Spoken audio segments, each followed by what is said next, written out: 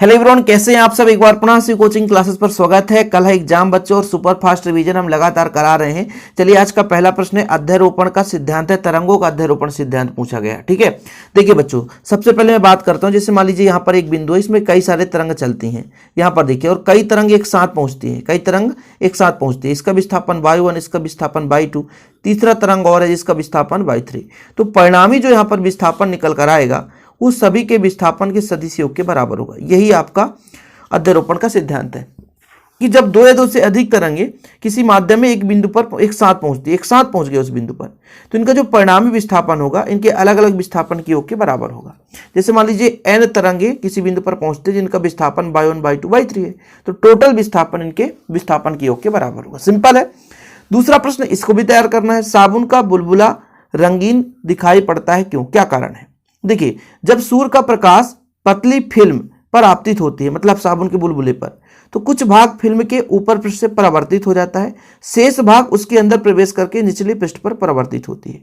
दोनों पृष्ठ से परावर्तित इन प्रकाश रंगों में व्यतिकरण होता है। क्योंकि श्वेत प्रकाश में 7 रंग से बना होता है, तो परावर्तित रंगों के व्यतिकरण के कारण फिल्म रंगीन दिखाई देता है। आप लोग देख लेना, ये प्रैक्टिकली है। जैसे आपके पास साबुन है, निरमा, कुछ भी बच्चों, पानी में घोल कर देखो तो फेन उत्पन्न होता है, और इस प्रकार से बुलबुला है, तो बुलबुला चमकदार दिखाई देता है। कुछ किरणें जैसे श्वेत प्रकाश किरण आती है तो कुछ रंग यहाँ से ही परावर्तित हो जाती है, कुछ अंदर से परावर्तित होती है। तो इन परावर्तित रंगों के कारण ही जो है प्रकाश जो है रंगीन, साबुन का बुलबुला रंगीन दिखाई देता है। चीजें क्लियर है। मतलब साबुन के बुलबुला एक पतली फिल्म की तरह होती है बच्चों।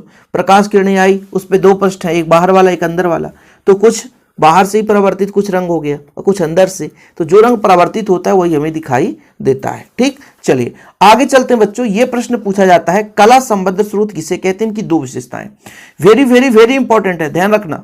कला संबद्ध स्रोत, ऐसे देखिए, ऐसे स्रोतों को कला संबद्ध स्रोत कहते हैं जिनसे निकलने वाली तरंगों की आवृत्तियां समान हो और कलांतर भी नियत हो।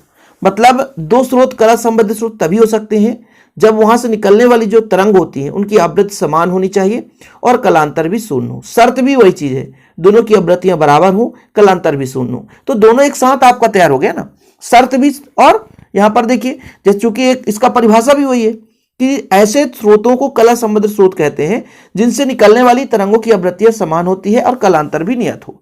तो दोनों की आवृत्तियां बराबर हो, कलांतर भी नियत हो। ठीक है। अगला प्रश्न बच्चों, प्रकाश के व्यतिकरण से आप क्या समझते हैं।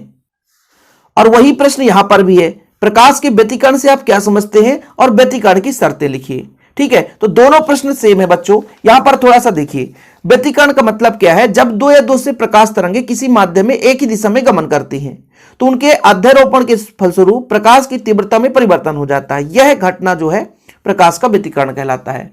मतलब जैसे मान लीजिए आप 2-4 लोग एक साथ दौड़ रहे हो, लेकिन आगे जाते जाते आपके रेस में जो वेग में कमी आ जाएगी, तो कहीं ना कहीं आपका जो दौड़ है पहले तेज होगा फिर धीरे हो जाएगा। तो वही परिवर्तन होता है प्रकाश में भी, कि जब 2 या 2 से अधिक आवृत्ति वाली 2 प्रकाश तरंगे किसी माध्यम में एक ही दिशा में गमन करती हैं तो अध्यारोपण के फलस्वरूप जो है उनकी तीव्रता में परिवर्तन हो जाता है। ठीक है, तो ये आपका व्यतिकरण कहलाता है। कुल मिलाकर के प्रकाश की तीव्रता में परिवर्तन ही होना ही आपका क्या है, व्यतिकरण कहलाता है। ठीक है, कि जब 2 या 2 से अधिक तरंगे एक ही माध्यम में चल रही हैं तो अध्यारोपण के फलस्वरूप जो है कुछ दूर तक जाने पर उनकी तीव्रता में क्या है, परिवर्तन होना ही व्यतिकरण होता है। अब 2 या 2 से अधिक तरंगे चल रही हैं तो उनमें आवृत्तियां समान होनी चाहिए, आयाम भी लगभग समान होनी चाहिए, दोनों एक दूसरे के निकट भी हो, तरंगों का कलांतर भी नियत हो और प्रकाश एक वर्णी होनी चाहिए, एक ही रंग की होनी चाहिए। तो ये 2-3 आप तैयार कर लेना। आवृत्तियां समान हो, है ना, मतलब 2 तरंगों में व्यतिकरण संभव कब होगा, जब उनमें आवृत्तियां समान हो, उनमें लगभग आयाम समान हो, दोनों तरंगे एक ही दिशा में गमन करें, 2 जिससे वो निकल रही हैं उनका स्रोत अत्यंत निकट हो, एकदम संकीर्ण हो, पतला हो, तरंगों का कलांतर भी नियत हो, प्रकाश स्रोत एक वर्णी हो। तो 2-3 आप पढ़ लेना बच्चों, ज्यादा नहीं, कम से कम 3 आपको तैयार करना ही करना है। इसके बाद देखिए, प्रकाश के विवर्तन से आप क्या समझते हैं। मैं सारे प्रश्न नहीं करा रहा हूं, ऐसे प्रश्न करा रहा हूं जो काम की चीजें हैं। प्रकाश का विवर्तन का तात्पर्य बच्चों, जैसे प्रकाश किरण आपके कमरे तक पहुंचता है, जबकि मान लीजिए आपका सूर्य का प्रकाश जो है आपके छत तक पहुंचता है, लेकिन प्रकाश किरण अंदर तक चला जाता है। क्यों, प्रकाश किरण मान लीजिए खिड़की है, खिड़की से भी टकराकर मुड़ जाता है। तो जब मान लीजिए प्रकाश किरण किसी छोटे से छिद्र से गुजरता है तो उसके मार्ग में महीन कण, बाल, तार आदि आ जाए तो उन किनारों से टकरा करके मुड़ जाना, ही क्या कहलाता है बच्चों, आपका प्रकाश का विवर्तन। एक यहां से रिक्त स्थान पूछा जाता है बच्चों, यहां पर देखिए दूसरी परिभाषा, नहीं तो आप लोग कंफ्यूज हो जाओ। ज्यामितीय छाया में प्रकाश के अतिक्रमण की घटना को क्या बोलते हैं, तो विवर्तन ही कहते हैं। क्या बोलते हैं बच्चों, विवर्तन। याद रखिएगा, ज्यामितीय छाया में मतलब सामने कोई रुकावट आ गया तो वहां पे अतिक्रमण हो जाएगा, ठीक है, रोकने वाली घटना, जो आपका क्या कहलाता है, विवर्तन कहलाता है। और वही विवर्तन यहाँ पर भी प्रकाश का विवर्तन, कि जब मान लीजिए कोई भी प्रकाश छोटे से छिद्र से होकर जाता है, मार्ग में एक छोटा सा टुकड़ा आ गया, बाल, महीन कण आदि, तो उससे किनारे से मुड़ जाता है, तो तीक्ष्णधार किनारों पर प्रकाश किस प्रकार मुड़ने की घटना जो आपका बच्चों विवर्तन कहलाता है। विवर्तन के यदि प्रकार की बात करें तो फ्रेनल विवर्तन और फ्राउनहोफर विवर्तन दो प्रकार से होता है। यदि लिखना है तो एक्स्ट्रा में आप इसको लिख सकते हैं। यहां तक इतनी ही कहानी बच्चों, आगे चलते हैं। यहां पर आपका थोड़ा सा ये क्वेश्चन पूछा जा सकता है, तरंगाग्र किसे कहते हैं। तरंगाग्र के प्रकार उतना महत्वपूर्ण नहीं है, लेकिन फिर भी आप लोग थोड़ा सा, जैसे गोलाकार तरंगाग्र और समतल तरंगाग्र पढ़ लो। गोलाकार तरंगाग्र में क्या होता है, जैसे मान तरंगाग्र का मतलब ये होता है बच्चों, थोड़ा सा मैं आपको समझा दूं। जैसे मान लीजिए यहाँ पे प्रकाश का स्रोत है, तो इसके चारों ओर ये फैल रहा होता है, ये तरंगाग्र है। क्या है, तरंगाग्र है। अब ये स्रोत के आधार पर है कि सामने किस प्रकार से हमने यहाँ पे स्लिट रख दिया, तो प्रकाश किरण किस प्रकार से जा रही है, ठीक है। तो जब स्रोत बिंदु समान होता है और सीमित दूरी पर तरंगाग्र बनता है तो गोलाकार तरंगाग्र। बिंदु समान है, अब मान लीजिए एकदम ये ऐसा इस तरह की स्रोत है, ठीक है, तो फिर आपका वो समतल तरंगाग्र बनाता है, ठीक। तो यहां पर गोलाकार तरंगाग्र कब बनेगा, जब प्रकाश स्रोत बिंदु समान है, तो स्रोत से सीमित दूरी पर जो तरंगाग्र बनता है उसे गोलाकार तरंगाग्र कहते हैं। समतल तरंगाग्र बच्चों असीमित दूरी पर जो बनेगा वो आपका समतल तरंगाग्र हो जाता है। अगला जो हमारा प्रश्न है जो काफी इंपॉर्टेंट है बच्चों, व्यतिकरण विवर्तन में अंतर। ध्यान रखना, इसे आप किसी भी दम पे मत छोड़ना, तैयार करके ही जाना। मैं हजारों बार कह रहा हूं, बिल्कुल बच्चों इसे मत छोड़ना। व्यतिकरण और विवर्तन में अंतर। व्यतिकरण क्या होता है बच्चों, दो कला संबद्ध स्रोत से आने वाली तरंगों के अध्यारोपण से व्यतिकरण प्रतिरूप बनता है। लेकिन विवर्तन जो है एक ही स्रोत से विभिन्न भाग से आने वाली तरंगों के कारण होता है। सिंपल है। व्यतिकरण मतलब दो कला संबद्ध स्रोत होनी चाहिए, और दो कला संबद्ध स्रोत मतलब दो स्रोत से होगा, लेकिन इसमें एक ही स्रोत से आने वाली तरंगों के बीच अध्यारोपण होगा, तभी विवर्तन होगा। सभी दीप्त बैंडों की तीव्रता एक समान होता है। व्यतिकरण में दीप्त बैंडों की तीव्रता एक समान होता है, लेकिन इसमें नहीं होता बच्चों। उच्चिष्ट की तीव्रता अधिकतम और द्वितीयक उच्चिष्ट की तीव्रता थोड़ी सी घटती जाती है। व्यतिकरण फ्रिंजों की चौड़ाई एक समान होता है, चौड़ाई भी एक समान होता है, लेकिन इसमें केंद्रीय की चौड़ाई अन्य द्वितीयक उच्चिष्ट की चौड़ाई की दुगनी होती है। न्यूनतम तीव्रता के बिंदु पूर्णतः काले होते हैं, और इसमें पूर्णतः काले नहीं होते, विपर्यास अच्छा नहीं होता है। अब यहां पे ये जो प्रश्न है 3 नंबर में पूछा जाता है। कितने नंबर में बच्चों, 3 नंबर में। और यदि आप इसे तैयार नहीं करोगे तो फिर बड़ा गड़बड़ है, ठीक है। बिल्कुल इसे आप नहीं छोड़ सकते हो, तो इसे तैयार कर ही लेना आप लोग प्लीज। 1000 बार कह रहा हूं, कहीं ऐसा ना हो जाए कि कल के एग्जाम में यही आ जाए, समझ रहे हो। इसके बाद ये हाइगन का द्वितीयक तरंग का सिद्धांत पूछा जाएगा, ध्यान रखिएगा। पहला यह है कि तरंगाग्र का बिंदु, प्रत्येक बिंदु तरंग स्रोत का कार्य करता है। मैं आपको समझाऊंगा, इसे द्वितीयक तरंगिकाएं कहते हैं। मतलब देखिएगा, मैं आपको बताता हूं कैसे। जैसे मान लीजिए यहां से कोई प्रकाश किरण निकला, आगे चल करके मान लीजिए यहां तक पहुंचा ये एक प्रकाश किरण, फिर ये स्रोत का कार्य करेगा, तो आगे ये पहुंचा, फिर ये स्रोत का कार्य करेगा, तो ये तरंग यहां तक पहुंचा, फिर ये स्रोत का कार्य करेगा, तरंग यहां तक पहुंचा, फिर ये स्रोत का कार्य करेगा, आगे पहुंचेगा, फिर ये स्रोत का कार्य करेगा, आगे पहुंचेगा, तो ये स्रोत का कार्य करता चलता है। तो इस तरीके से प्रकाश किरण आगे बढ़ती जाती है। दूसरा, द्वितीयक तरंगिकाएं मूल तरंग के वेग से ही आगे बढ़ते हैं। मतलब जो ये पहले से जो दूसरा बना उसी वेग से आगे बढ़ेगा, फिर इससे जो आगे बढ़ेगा ये, फिर ये, मतलब लगातार उसी वेग से आगे बढ़ते हैं।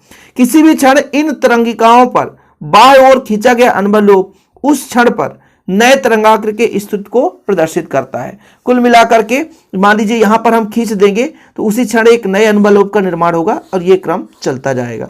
इसी तरीके से प्रकाश हमारे यहां तक पहुंचती है। मान लीजिए सूर्य से यहां प्रकाश किरण निकली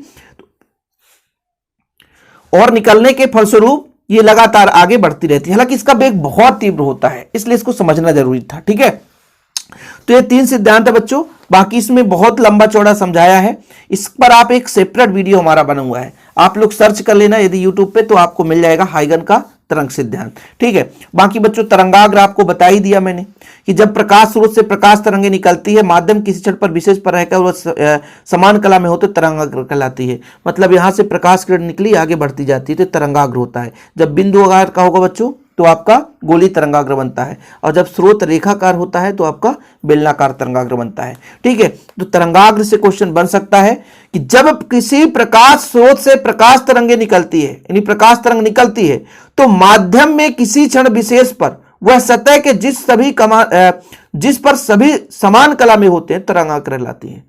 मतलब प्रकाश स्रोत से निकलती है और किसी भी क्षण पर यदि वो समान कला में है, सभी के सभी तरंग समान कला में है, तो उस स्थिति को हम तरंगाग्र कहते हैं। कुछ है ही नहीं। ये 3 प्रकार का होता है बच्चों, गोलीय तरंगाग्र, बेलनाकार तरंगाग्र और समतल तरंगाग्र। तो तरंगाग्र पढ़ना है। गोलीय तरंगाग्र क्या है? जब प्रकाश स्रोत बिंदु समान होता है तो जो तरंगाग्र बनता है गोलीय तरंगाग्र बनता है सीमित दूरी पर।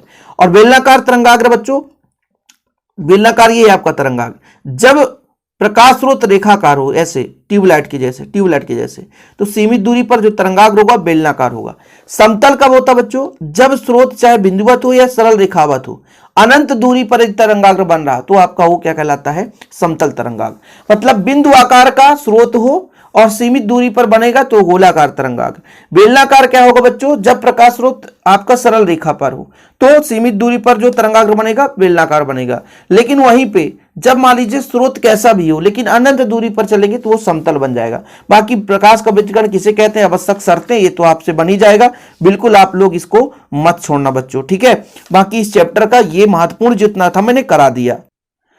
अब यहां पर थोड़ा सा देखिए क्वेश्चन, कुछ महत्वपूर्ण प्रश्नों को लेकर आए हैं बच्चों हम कि डी ब्रॉगली तरंग क्या है? डी ब्रॉगली तरंग समीकरण लिखिए। देखिए बच्चों बहुत ही महत्वपूर्ण है। लेमडा बराबर एच अपान एम बी, लेमडा बराबर एच अपान बी, ये डी ब्रॉगली तरंग है। ठीक है, प्रत्येक गतिमान, देखो डी ब्रॉगली साहब ने क्या बताया था, प्रत्येक गतिमान एक कण है, गति कर रहा है, तो इसके साथ प्रत्येक गतिमान के कण के साथ तरंग संलग्न रहती है, इसे बोलते हैं हम डी ब्रॉगली तरंग। ठीक है, डी ब्रॉगली साहब ने बताया कि जितना भी गतिमान कण होगा सबके साथ तरंग क्या है? संलग्न रहता है, जिसे हम डी ब्रॉगली तरंग कहते हैं। लेमडा इक्वल एच अपान एम बी।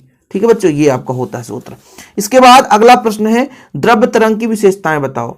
तो पहला है द्रव्य तरंग की प्रकृति विद्युत चुम्बकीय नहीं होती, ये विद्युत चुम्बकीय तरंग आवेशित कण से ही उत्पन्न होते हैं।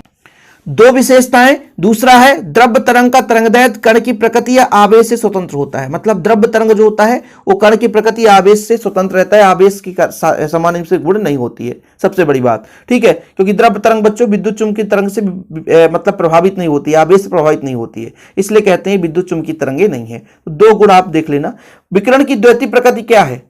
मतलब क्या होता है बच्चों? द्वितीय प्रकृति का मतलब कण प्रकृति भी और तरंग प्रकृति दोनों पाया जाए। देखिए विकिरण कुछ परिघटना में तरंग की भांति दर्शाता है और कुछ कण की भांति।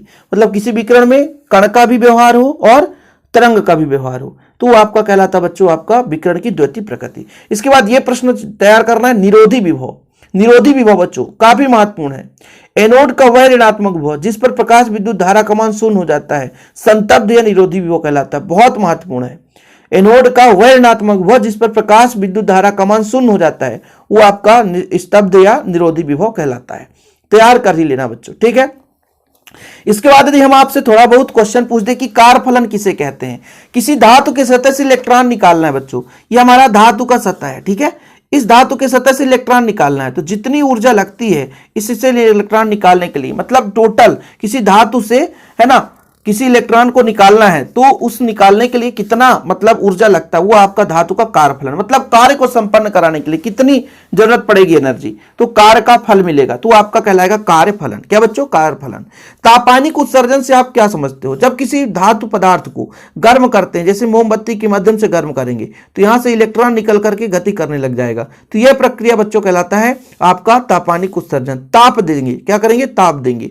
लेकिन वहीं पर यदि प्रकाश विद्युत प्रभाव यानी प्रकाश इलेक्ट्रॉन उत्सर्जन क्या है कि जब किसी एक निश्चित आवृत्ति का प्रकाश किरण आपतित होता है तो प्रकाश किरण के आपतित होने से इलेक्ट्रॉन उत्सर्जित होने लग जाता है, तो ये आपका बच्चों कहलाता है प्रकाश विद्युत प्रभाव। ठीक है, तापानिक उत्सर्जन समझ गए कि किसी धातु को गर्म करते हैं तो गर्म करते ही इलेक्ट्रॉन उत्सर्जित होने लगता है तो तापानिक उत्सर्जन कहलाता है। इसके गुण क्या है बच्चों? धातु का कार्यफलन कम हो ताकि जल्दी से जल्दी गर्म होकर के इलेक्ट्रॉन निकल सके, और धातु का गलनांक अधिक हो, मतलब गले भी ना, धातु का गलनांक अधिक हो, कंडीशन भी पूछे ना, तापानिक उत्सर्जन के 2 कहीं गुण लिखो, तो भाई कार्यफलन कम हो, मतलब कम एनर्जी पर वो निकल जाए, और गलनांक अधिक होना चाहिए ताकि हम गर्म करें तो ऐसा नहीं कि वो पिघल जाए, इसलिए गलनांक अधिक होना चाहिए।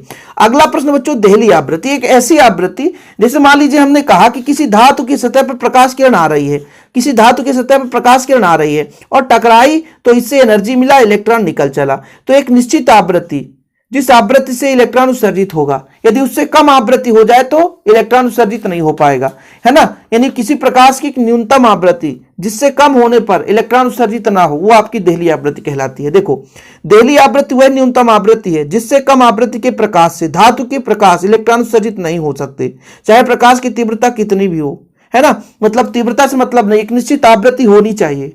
यदि उससे कम आवृत्ति हो गई बच्चों तो फिर धातु की सतह से इलेक्ट्रॉन उत्सर्जित नहीं होगा। तो वह न्यूनतम आवृत्ति जिससे कम आवृत्ति, यानी प्रकाश की वह न्यूनतम आवृत्ति जिससे कम आवृत्ति होने पर धातु की सतह से इलेक्ट्रॉन उत्सर्जित नहीं होता, वो आपका कहलाता है बच्चों देहली आवृत्ति। क्या कहलाता है? देहली आवृत्ति। लिख लेना आप लोग। जो सिलेक्टेड प्रश्न बच्चों उसे हम तो छोड़ नहीं सकते। प्रकाश विद्युत प्रभाव आपको मैं बता दिया कि किसी भी धातु की सतह पर प्रकाश किरणें आपतित कराते हैं तो धातु की सतह से इलेक्ट्रॉन उत्सर्जित होने लगता है।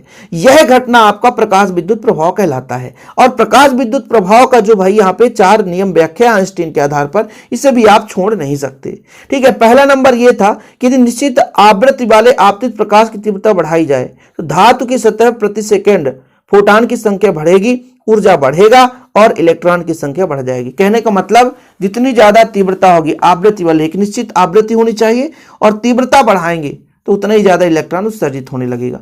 दूसरा बताया गया आइंस्टीन के अनुसार ई समानुपाती न्यू, यानी इलेक्ट्रॉनों की जो गतिज ऊर्जा है वो आवृत्ति पर डिपेंड करता है। यदि आपका आवृत्ति ज्यादा है तो इलेक्ट्रॉन की गतिज ऊर्जा ज्यादा होगा। तीसरा है आपतित फोटॉन की आवृत्ति, यदि देहली आवृत्ति से कम है तो इलेक्ट्रॉन उत्सर्जित नहीं हो सकता है। ये तो कंडीशन मैंने पहले ही बताया कि हर एक पदार्थ की एक निश्चित आवृत्ति होती है, मतलब एक निश्चित क्राइटेरिया है कि उससे कम आवृत्ति होने पर इलेक्ट्रॉन उत्सर्जित नहीं होगा। ध्यान रखिएगा बच्चों, ठीक है। चलिए, तो ये चीजें क्लियर है, आप लोग देख लेना, तैयार कर लेना। छोटे छोटे वीडियो के माध्यम से आपको रिवाइज करा रहा हूं। इस चैप्टर का 2 चीज और बच्चों, प्रकाश विद्युत प्रभाव मैंने आपको समझाया कई बार को, देखो 2020 में पूछा गया था, वही चीज यहां पे भी समझाया गया है, वही चीज यहां पर भी समझाया है।